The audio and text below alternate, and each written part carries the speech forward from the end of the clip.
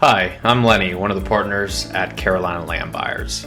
We typically purchase around 8 to 10 pieces of land a month throughout the North Carolina region, and we are working on doubling that. The way to do that is to connect with the people that have land in North Carolina, especially, and we want to give back, provide value, and whether you have land or you're just interested in the topic.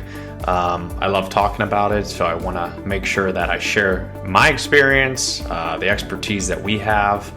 And so today, what I want to get into is a recent closing that we had in the city of Charlotte, where we were able to come in as the buying company and help out a married couple with the current situation that they had, as far as a problem related to the piece of land, and help them reach their desired outcome, and get one step towards that after the closing. So let's dive into it.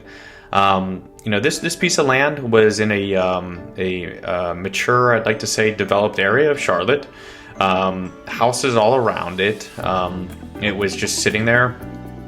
It was a family property that at this point that they were the rightful heirs and owners, so they were put in charge. They had the responsibility at this point to take care of it. I think it was in the family for 2 generations.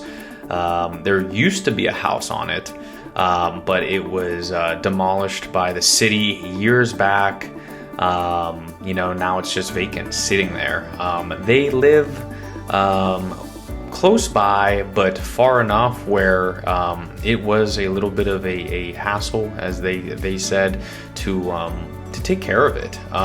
It's not something that's the first thing on their mind when they wake up, and you got to make sure when you have a vacant piece of land, especially within the city limits, that it's presentable. Because I'll tell you right now, the city officials and the code enforcement department, they have a responsibility to make sure that the city stays presentable, for the people living there, taxpayers, but also they're trying to gentrify and make sure that the city is presentable in every way. So what comes with that is the responsibility of paying the taxes, whether you're using it or not, if you're the owners. And then also, since it's vacant, it either is wooded or it's got grass that you have to mow and maintain.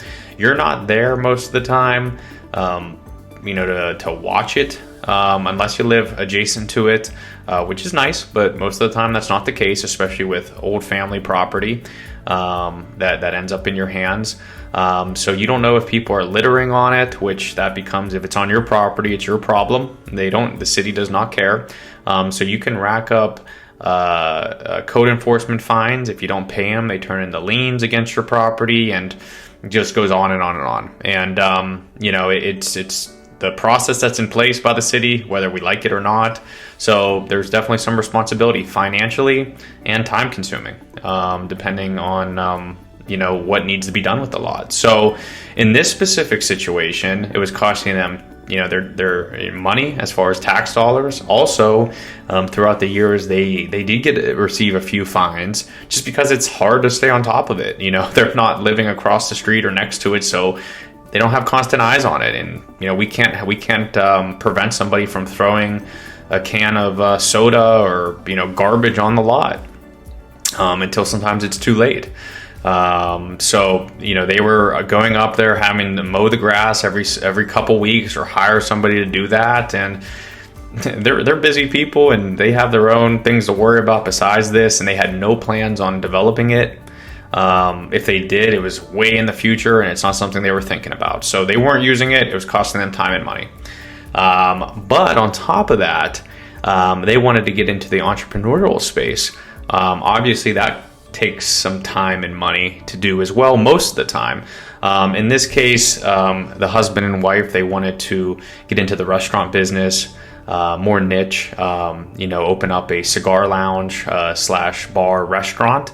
Really cool concept. It's something that they've been thinking about doing, but one, needed to make sure that they had the funds, and 2, less distractions. So we were able to get in contact with them, And, we worked through making sure that we were a good fit overall, as far as making sure financially we were on the same page.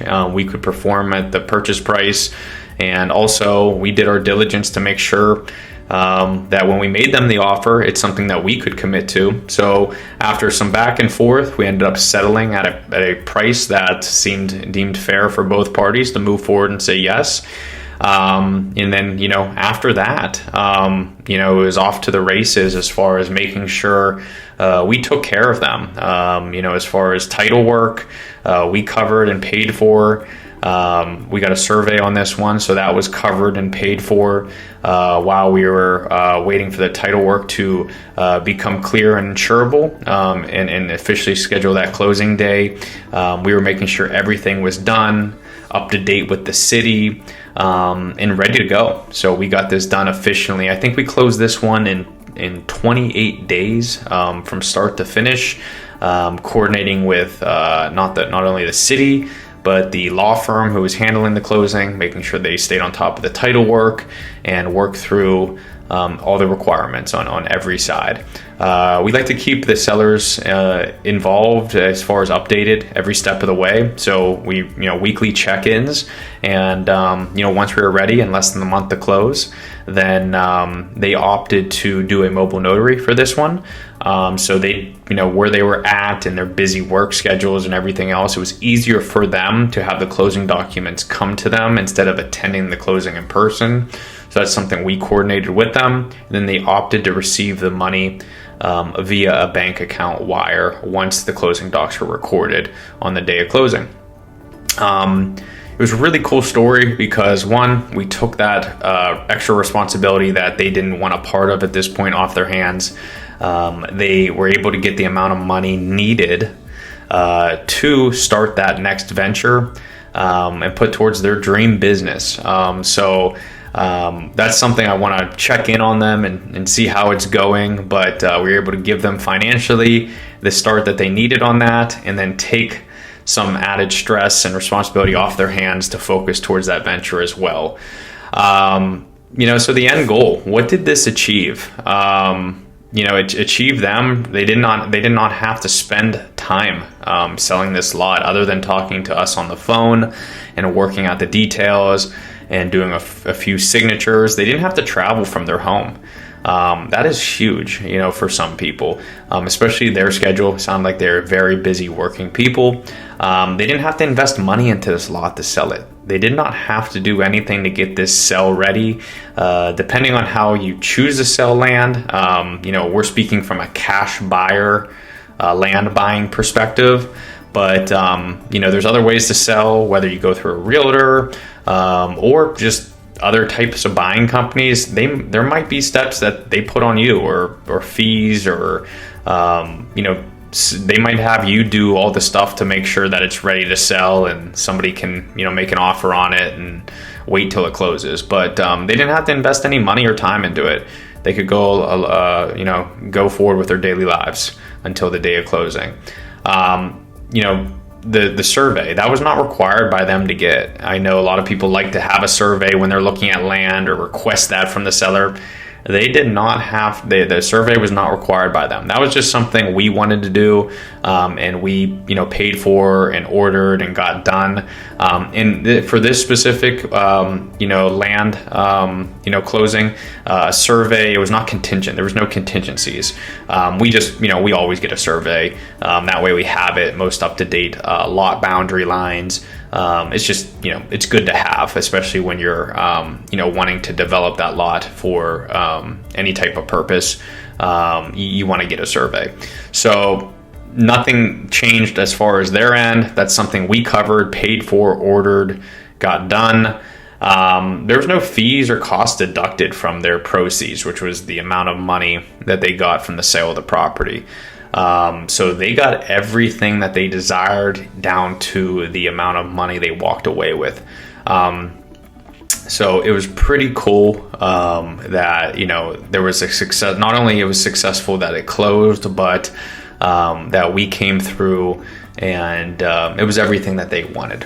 as far as terms, and that we talked about, discussed, and agreed upon. That is pretty cool. It's sometimes selling property, buying property, it's real estate. There's things that come up. Nothing or nobody's perfect. It takes two. I've said this before. It takes two to tango in the realm or industry of real estate. You got to work together sometimes to get to the finish line. But this went really smooth. We got it done in less than a month, and I think they were pretty happy. But I hope this brought value to you, whether you were thinking about selling, thinking about getting into the land buying business, never bought land, never sold land. Hope you learned something. If you took one thing away, it was success. Feel free to explore more of my content in here, around mainly the process of selling land in the state of North Carolina. So until next time, have a great day.